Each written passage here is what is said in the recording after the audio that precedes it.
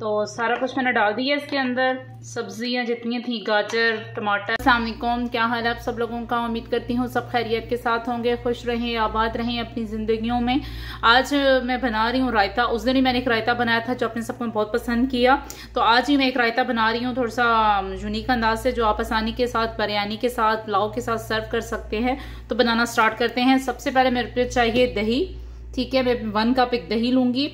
मेरे पास बंद गोभी है, ठीक है, खीरा है, 2 दत खीरे इसमें इस तरह बारीक चॉप कर लिया है। यहाँ मेरे पास जो मसाले हैं मैं ऐड करूंगी। चाट मसाला है चुटकी, और दड़ा मिर्च है, काली मिर्च है, नमक है, जीरा है, और इस तरह डेकोरेशन के लिए मैंने पुदीना के पत्ते लिए हैं।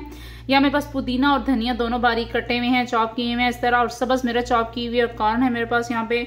और यहाँ मेरे पास प्याज है जिसको मैंने इस तरह बारीक चॉप कर लिया है, टमाटर है, और साथ ही यहाँ पे गाजर है। तो बनाना स्टार्ट करते हैं। सबसे पहले मैं क्या करूंगी, दही लूंगी 1 कप, ठीक है।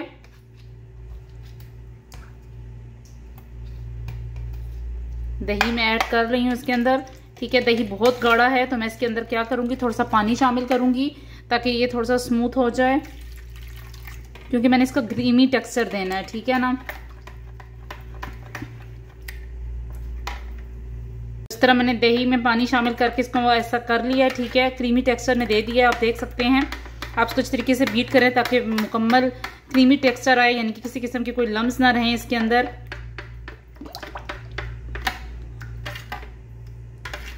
ठीक है, तो अब मैं क्या करूंगी, इसके अंदर जो गाजर है वो शामिल करूंगी, ठीक है। या खीरा है, खीरा शामिल करूंगी। बंद गोभी है वो इसके अंदर मैं शामिल करूंगी,